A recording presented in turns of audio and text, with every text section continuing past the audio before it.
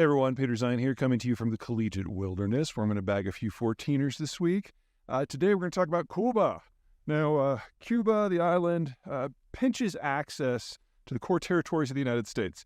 What makes the United States a world power is not just the fact that it's basically a continent in size, but it's got the greater Mississippi right in the middle of it, which overlays the world's most productive arable land.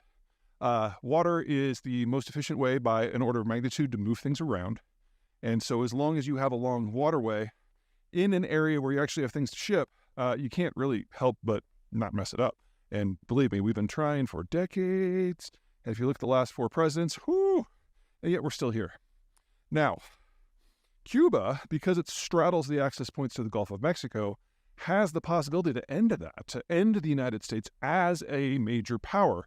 But that would require a lot more military force than Cuba is capable of producing itself. So the biggest threat to the United States going back well over a century has been that some foreign power will build a partnership with the Cubans that will break American power. And that's one of the reasons why JFK reacted so strongly during the Cuban Missile Crisis, because he saw it rightly as a Soviet effort to, on the cheap, end the United States.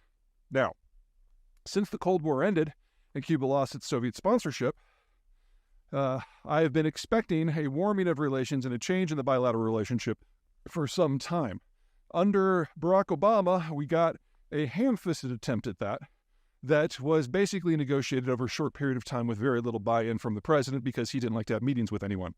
And what we got was a deal of limited economic opening, minimal political connections, and it was a bad deal, start to finish. It was sophomoric, it was lazy, but above all, it was stupid. And so when Donald Trump came in, he killed that deal, saying that, we should have gotten a better deal, and he is right. But then he proceeded to not do a damn thing, and that was sophomoric, and that was lazy, and that was stupid. But consider in today's political climate that the two most polar opposite presidents that we've had both recognize the opportunity, even if they prove completely incompetent at building something out of it. So there is movement, there is possibility within diplomacy and economic diplomacy to shift this. Now, the window of opportunity we had after the Castros died is obviously gone.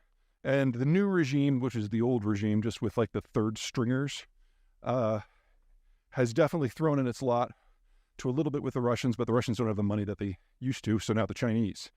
Now, if you've been following my stuff, you know that I don't think that the Chinese and the Russians are going to be around all that much longer. It's certainly not an ability to project power a hemisphere away. So this is going to come up again and again and again and again.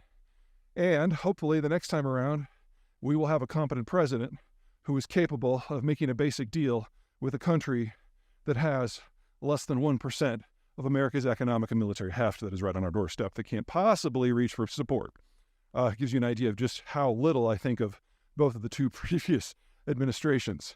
I don't think that's going to happen under the Biden administration. However, there are a lot bigger fish to fry right now. And at the moment, the Chinese are still there.